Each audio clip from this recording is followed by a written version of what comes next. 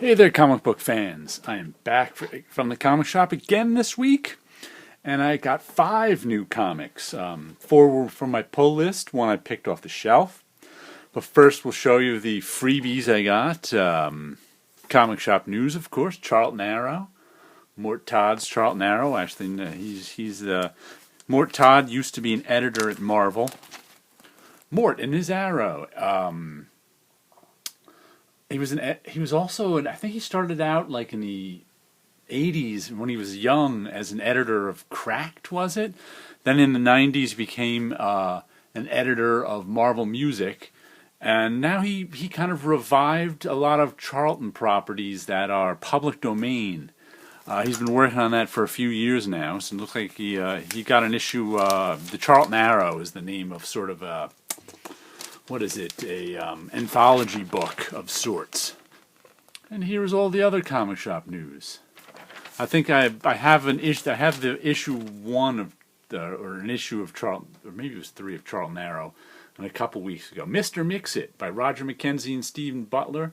E-Man by Nicola Cutie and Joe Staton. Those are the original E-Man guys, and I think Mr. Mix-It is just a whole bunch of different Ditko properties mixed together into one. I think it's got Creeper, Spider-Man, Captain Atom, kind of all mixed together as one character. But a little Charlton Arrow for you, and I got these pins. Why did I get these pins? I have no idea. What am I going to do with these pins? Nothing. They're going to sit in a pile for a while.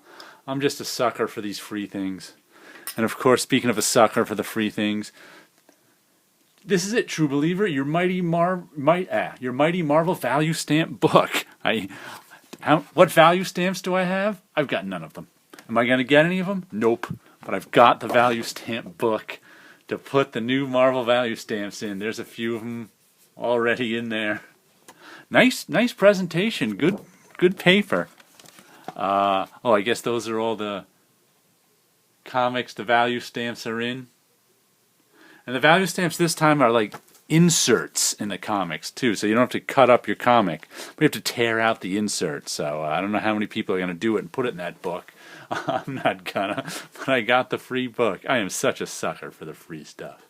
And here we go. How about that? I got a Marvel book.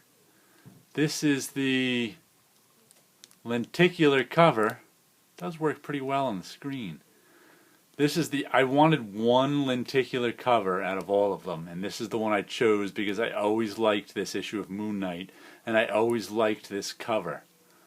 Matter of fact, I painted a jean jacket back in college for my friend with this cover on it. That one, that's the original. That's the new one. You know, I think these lenticular covers are really kind of emphasizing how much better comic book covers used to be, because it's like all the original covers look so much better than the new ones a lot of times. But listen, I wanted to pick up one of these lenticulars, and this is it. Oh, one I really liked, speaking of lenticulars, I think it came out this week, was the Spider-Man Deadpool one. It was from a Ditko cover. I think issue 34 of Spider-Man, was it? That was a really good lenticular cover. But anyway, here's this one. Next, we have the Divided States of Hysteria by Howard Chaykin. Last issue, our team went on another mission, and the leader of the team was forced to kill one of the team members because he was just too much of a dick and a liability. This story is chaotic. You can see how chaotic it is just by the page layouts and this constant chaos of type. And the United States is just in chaos. The world is in chaos in this story, and I'm not even sure if this guy is our leader here is trying to solve the problem, get rid of the chaos, or if he's just trying to get revenge, or kind of make himself feel less guilty for dropping the ball on the nuking of part of New York. But anyway, I'm enjoying it. It's really a nice dystopian future story from Chaykin. And is there a future story that's not a dystopia? But most of them seem to be. But good stuff. I've been enjoying Chaykin's work for about, the last 5, 10 years now. So since he's been doing all this image stuff. But good stuff. I wonder how many issues this is going. Boy, I'm just rambling with hysteria now. But anyway, Strange Cerebus, issue number 1. Another one of these one-shots of Cerebus in Hell. Absurdity. But mostly reprints. Yeah, because it's from his web comic where he's been doing these web strips or someone. I haven't read the web comic at all. I've been buying them in this form. I enjoy these a whole lot. They're just kind of little strips that are with Cerebus paste ups in them and old woodcut print, old linotype prints or whatever prints they are from the 17th and 18th century, and they're just rambling jokes. It's kind of like my own strip I do, in that it's about the dialogue. I do my own strip on RadiantComics.com called Four Talking Boxes. That's all about conversation. And Strange Cerebus is also about conversation, too. I think there's one left. See, we've already got Batvark. We've already got Aardvark Comics. We've already got Strange Cerebus, Cerebus in Hell. I guess the death of Cerebus in Hell and other stories next month. New Cerebus number 1 every month. That's really annoying keeping track of all the number 1s, but my comic shop pulled this for me, so I didn't have to keep track. And next we have Injection number 15, Elish, Shalvey, and Belair. Is this the is this the end of a story arc or the beginning of one? This is the Doctor Who type story arc. Did he say it was? Lightning bolt hitting the, what is that? A tail, a tor, a mound. This mysterious, the injection is all about an artificial intelligence is the injection that these guys let loose on the world kind of 10 years ago. And now the artificial intelligence is getting mixed up with all this mystical stuff. So there's kind of this war between these agents of Agents of S.H.I.E.L.D., kind of like Agents of S.H.I.E.L.D. They're agents of MI6 or some British thing, and they're trying to deal with this artificial intelligence that's got into sort of all the world's computers, but no one kind of knows it's there but these guys, and now it's mixed up in some Stonehenge-like ancient magic. So I can't remember how. I thought the last issue ended with them blowing up the something. I don't remember.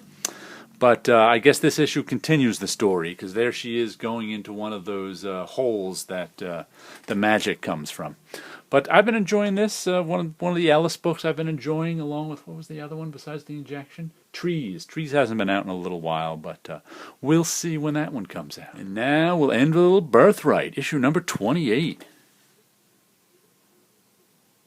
That's right. The last couple of issues, our heroes have have gone across the pond and taken a train to Ireland or Scotland or some land, as they try to deal with this guy right here. This is a flashback sequence, I think, to him. He's the kind of hero of the story, but he's been corrupted by the villain. The whole series has been corrupted by the villain. And his dad is trying to save him, along with his grandfather and brother, I guess. And now they've got some, I think that's his grandfather. And now they've got some, they were fighting some sort of evil sorceress guys, and now they've got like a mercenary team with guns and such after them. So they're going to have to deal with some more earthly problems now in this story arc. So far they haven't. They've just been kind of on a journey to get to this place, but there are people following them on the journey. So we'll have to see how Birthright this issue works out, but I've been enjoying the series a lot so far. Today I felt like pulling out a couple of my old prints. I may have shown these off over the years, I have no idea. They're both from 2007.